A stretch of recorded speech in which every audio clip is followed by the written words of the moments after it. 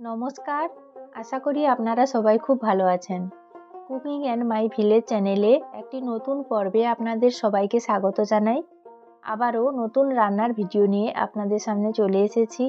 আপনারা ভিডিওটি শেষ পর্যন্ত দেখতে থাকুন এবং সাবস্ক্রাইব করে পাশে থাকুন। আজকে রান্নার জন্য নিয়েছি পাঙ্গাস ট্যাংরা মাছ।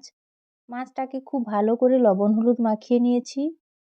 আর মাছের টক রান্নার জন্য নিয়েছি মূলো আর ওলকপি। মূলো ওলকপি কেটে খুব ভালো করে ধুয়ে নিয়েছি।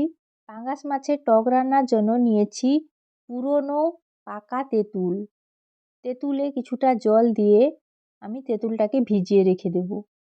হাত দিয়ে কিছুটা ডলে আমি জল দিয়ে তেঁতুলটাকে ভিজিয়ে রেখে দিচ্ছি। মাছ ভাজার জন্য কড়াইতে সর্ষের তেল দিয়ে দিয়েছি। তেল খুব ভালোভাবে গরম হয়ে গেছে। এবার এক এক করে লবণ হলুদ মাখানো পাঙ্গাস মাছ তেলের মধ্যে দিয়ে খুব ভালো করে ভেজে নেব। মাছের এক পিঠ ভাজা হয়ে গেছে। এবার ধীরে ধীরে খুন্তি দিয়ে মাছগুলোকে আমি উল্টে দিচ্ছি। এইভাবে উল্টে পাল্টে আমি মাছগুলোকে ভেজে নিচ্ছি। পাঙ্গাস মাছ খুব ভালোভাবে ভাজা হয়ে গেছে, এবার তুলে নিচ্ছি। মাছ ভাজা তেলে আর কিছুটা সর্ষের তেল দিয়ে তারপর গোটা শুকনো লঙ্কা ফোড়ন দিয়ে দিলাম। লঙ্কা কিছুটা ভাজা হয়ে গেছে, এবার দিয়ে দিচ্ছি কিছুটা পাঁচ ফোড়ন। ফোড়ন খুব ভালো করে আমি নাড়াচাড়া করে ভেজে নিচ্ছি। ফোড়ন ভাজা হয়ে গেছে, গন্ধ বেরিয়েছে। এবার দিয়ে দিলাম কেটে রাখা মূলো আর ওলকপি। দিয়ে দিলাম পরিমাণ মতো লবণ। এবার দিয়ে দিচ্ছি পরিমাণ মতো হলুদ গুঁড়ো। লবণ ও হলুদ গুঁড়ো দিয়ে ওলকপি ও মূলোকে কিছুটা আমি কষিয়ে নিচ্ছি।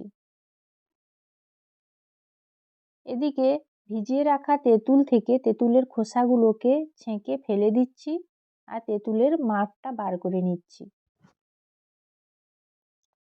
দেখুন মূলো ওলকপি খুব ভালো করে কষানো হয়ে গেছে।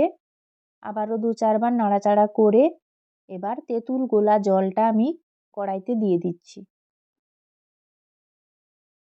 টক খুব ভালোভাবে ফুটে গেছে। সবজি সেদ্ধ হওয়ার জন্য আমি 10 মিনিটের জন্য ঢাকা দিয়ে দিলাম। 10 মিনিট পর আবার ঢাকনা খুলে নিচ্ছি। দেখুন টক খুব ভালোভাবে ফুটছে। ঢাকনা খুলে আবারও সবজিগুলোকে একবার নাড়াচাড়া করে দিলাম। এবার দিয়ে দিচ্ছি ভেজে রাখা পাঙ্গাস ট্যাংরা মাছ। পাঙ্গাস ট্যাংরা মাছ দিয়ে এইভাবে পাকা তেঁতুলের মিষ্টি টক রান্না করলে খেতে কিন্তু খুব ভালো লাগে। স্বাদের জন্য দিয়ে দিচ্ছি পরিমাণ মতো চিনি। এই পাকা তেঁতুলের টকে চিনি দিলে টকটা মিষ্টি মিষ্টি লাগে আর খেতেও খুব ভালো লাগে। পাকা তেঁতুলের টক যেহেতু মিষ্টি মিষ্টি লাগে, বাচ্চারা খেতে খুব পছন্দ করে। এই টক ঝাল ঝাল লাগে না আর খেতেও খুব ভালো লাগে। দেখুন সবজিগুলো খুব ভালোভাবে সেদ্ধ হয়ে গেছে। পাঙ্গাস মাছের টক রান্না হয়ে গেছে, এবার আমি ঢেলে নিচ্ছি। এইভাবে আপনারা পাঙ্গাস মাছের টক রান্না করে খাবেন, খেতে খুব ভালো লাগে।